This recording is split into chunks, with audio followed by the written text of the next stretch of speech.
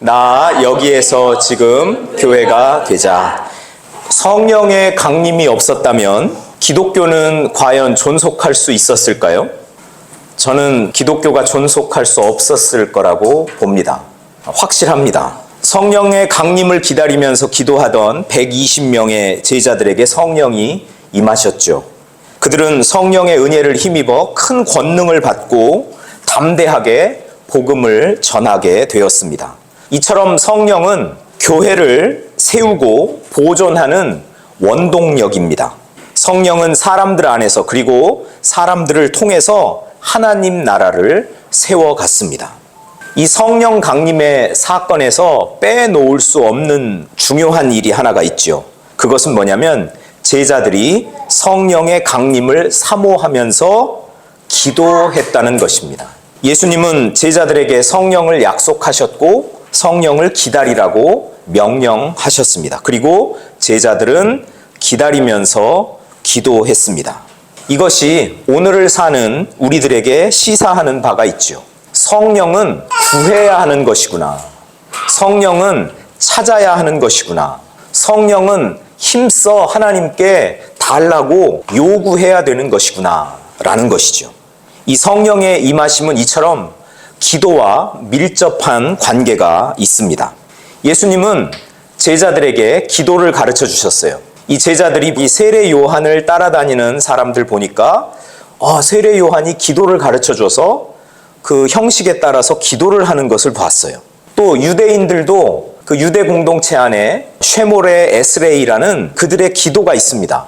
보니까 주변에는 전부 다 기도를 배워가지고 기도를 하고 있는데 정작 예수님 제자들은 어떻게 기도해야 될지, 무엇을 기도해야 될지 몰랐던 것이죠. 그래서 예수님께 우리에게도 기도를 가르쳐 주세요 부탁을 하니까 예수님이 그때 주기도문을 가르쳐 주신 겁니다.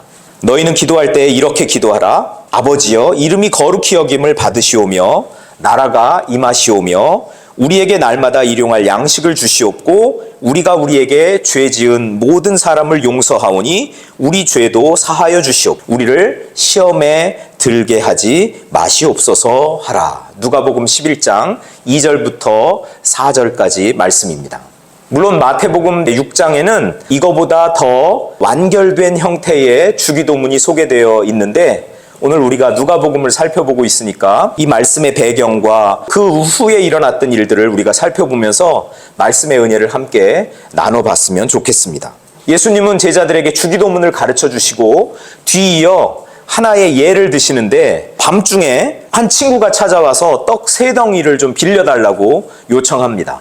자기 집에 갑자기 여행 중이던 친구가 찾아왔다는 거예요. 그런데 그 음식으로 제공할 게 없는 거예요. 그래서 옆에 친구 집에 가서 문을 막 두드리면서 떡 3덩이만 좀 빌려달라. 그거로 내 친구를 좀 대접해야 되겠다.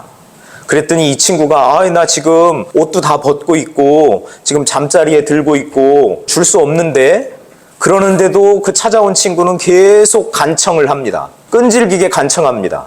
그러니까 그때 이 친구에게 떡을 주지 않겠느냐라는 거예요. 친구기 때문에 떡을 준 것이 아니라 그의 그 간청하는 것 때문에, 끈질기게 요구하는 것 때문에 이 친구가 떡을 주지 않겠느냐라는 것이죠. 이 본문에 이어서 오늘 말씀이 나오는 것입니다. 구하라 그러면 너희에게 주실 것이요, 찾으라 그러면 찾아낼 것이요, 문을 두드리라 그러면 너희에게 열릴 것이다. 너희 하늘 아버지께서 구하는 자에게 성령을 주시지 않겠느냐, 이렇게 예수님이 말씀하죠. 그래서 예수님의 이 말씀의 핵심은 무엇입니까? 성령의 임재를 구하라 라는 겁니다. 우리가 이렇게 반문을 해볼 수가 있겠어요. 구하지 않았는데 하나님께서 성령을 주셨겠는가? 구하지 않았는데 하나님께서 성령으로 충만하게 하셨겠는가? 라고 한번 반문을 해보시죠. 그럼 그 질문에 대한 답을 우리는 스스로 얻을 수 있지 않겠습니까? 내가 아무것도 구하지 않았는데 하나님이 내게 성령을 주실 리 만무하지요. 아무것도 구하지 않았는데 내가 성령 충만한 삶을 살 수 있다는 것은 어불성설이라는 것입니다. 주님은 말씀하십니다. 내게 구하라 그러면 주리라. 바울이 에베소 교회 성도들에게 권면하는 말씀 여러분 잘 기억하시죠? 술 취하지 말라. 이는 방탕한 것이니 오직 성령으로 충만함을 받으라. 이것도 오늘 주님의 말씀과 교회가 같은 그런 말씀이죠. 우리가 그리스도인으로 살아갈 때 이 세상에 나아가서 사는데 이 세상은 참 악합니다. 이 악한 때를 이 세상에서 우리가 그리스도인으로 살아가려면 지혜가 필요하죠. 지혜 있는 자처럼 살아야 되는데 어리석게 살아가는 사람들이 많더라라는 겁니다. 이 어리석음을 탈피하고 지혜롭게 살아갈 수 있는 유일한 길이 있는데 그것이 바로 성령 충만함을 받고 살아가는 것이다. 성령 충만함을 받으면 우리는 주님의 뜻이 무엇인지를 분별하게 된다라는 거죠. 알게 된다라는 거죠. 하나님이 어떤 삶을 기뻐하시는지를 알고 그 삶을 살아갈 수 있다라는 것입니다. 그래서 그리스도인의 삶에서 이 성령의 임재가 그만큼 중요한 것이죠. 우리를 그리스도인 되게 할 뿐만 아니라 우리가 그리스도인으로 살아갈 수 있게 하는 원동력이 바로 성령이기 때문에 그렇습니다. 여러분, 하나님은 하나님의 백성들이 성령 충만한 삶을 살기를 원하십니다. 여러분 믿으십니까? 그렇게 확신하십니까? 구원받았으니까 그 다음부터는 네가 그냥 대충대충 그럭저럭 그렇게 살아.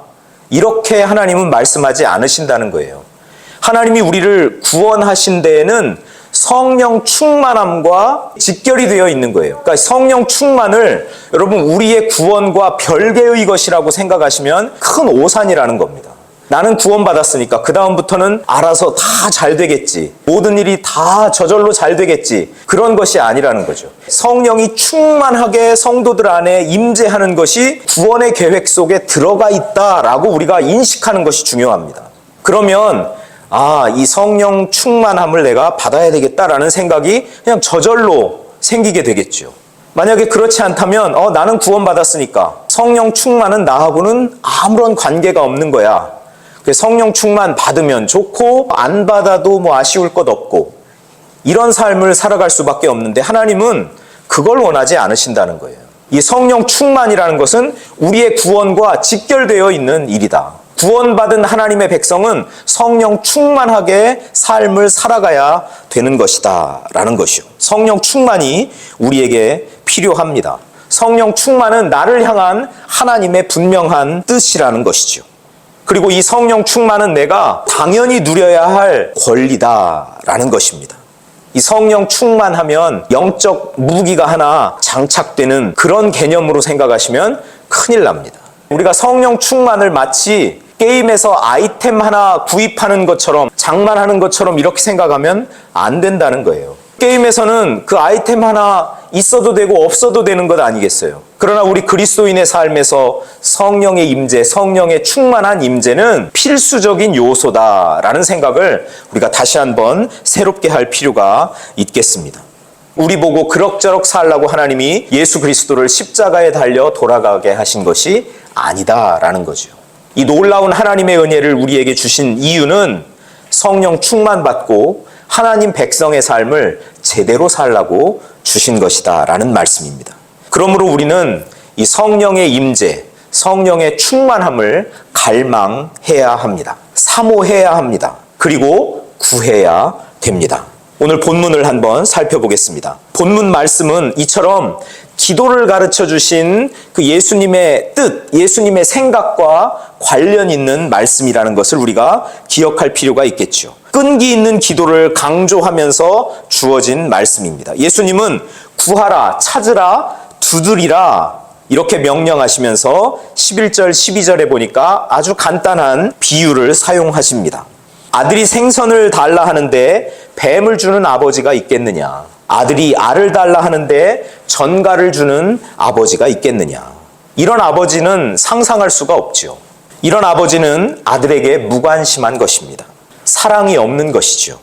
여기에서 강조하는 것은 무엇일까요? 이런 아버지, 아들이 생선을 달라 하는데 뱀을 주는 아버지, 아들이 알을 달라 하는데 전갈을 주는 아버지, 그렇게 아들에게 무관심하고 아들을 사랑하지 않는 이런 아버지가 이 세상에서는 있을 수 있지만 우리가 섬기고 우리가 사모하는 아버지, 우리와 친밀한 관계를 맺는 아버지, 우리가 아버지라고 부르는 우리 하나님 아버지는 이런 인간 아버지보다도 훨씬 더 뛰어난 선하신 아버지다라는 것을 강조하고 있는 겁니다. 그분이 바로 우리의 하나님, 우리의 아버지시다라는 것을 강조하고 있는 거죠. 그래서 우리 하나님은, 우리 아버지는 우리에게 좋은 선물을 기꺼이 주시는 분이다. 그 하나님이 우리에게 좋은 선물을 주시는데 그 좋은 선물이 바로 성령이라는 거죠. 성령의 여러 가지 은사, 성령의 아름다운 은사, 즉 성령을 그 아버지는 우리에게 좋은 선물로 주신다라는 겁니다. 이 간단한 비유를 여러분 앞서 말씀드렸던 끈기 있는 기도와 한번 연결 지어보죠. 모든 기도가 우리가 원하는 대로 응답받는다는 의미로 예수님이 이 말씀을 하신 것이 아닙니다. 구하라, 찾으라, 두드리라, 그러면 반드시 받는다. 끈기 있게 기도하면 여러분이 한 모든 기도는 다 응답된다. 이런 취지로 말씀하신 것이 아니라는 거죠.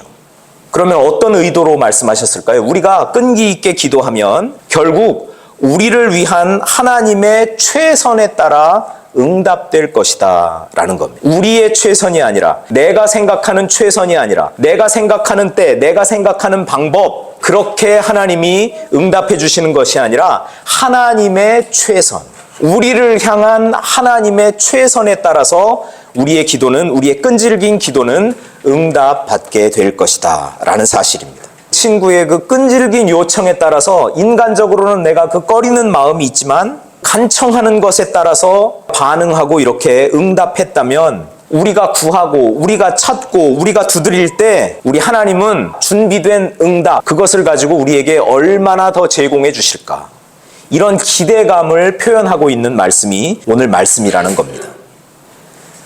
악한 인간 아버지조차도 자식에게 해로운 선물을 주지 않는데 하물며 자애로운 아버지께서, 사랑이 많으신 아버지께서, 그의 자녀에게 아주 지대한 관심을 가지고 계신 아버지께서 성령을 선물로 주지 않겠느냐라는 겁니다. 얼마나 더, 오늘 본문에서 우리에게 부각되게 들려주시는 그 말씀은 우리 하나님은 우리에게 얼마나 더 주실까 이거예요. 그런 기대를 이 하나님의 자녀들은 가지고 하나님께 나아가 기도하는 겁니다. 그러면 여러분 한번 생각해 보세요. 하나님은 얼마나 더 우리에게 응답해 주실까? 그러면 우리가 기도하면, 우리가 구하고 우리가 찾고 우리가 두드리면 우리가 기도한 것보다 우리는 항상 더 받게 되는 겁니다. 여러분, 이게 기도 안에 들어있는 아주 놀라운 원리입니다. 내가 기도한 것보다 더 받게 되는 이런 체험을 우리는 이 기도의 삶 속에서 하게 되는 거죠. 우리가 구하고 우리가 찾고 우리가 두드리면 하나님은 우리가 생각한 것보다, 우리가 기도한 것보다 더 넘치게 얼마나 더 우리에게 주실까. 늘 그런 기대함을 가지고 기도의 자리로 나아가는 우리 모두가 될 수 있기를 축복합니다.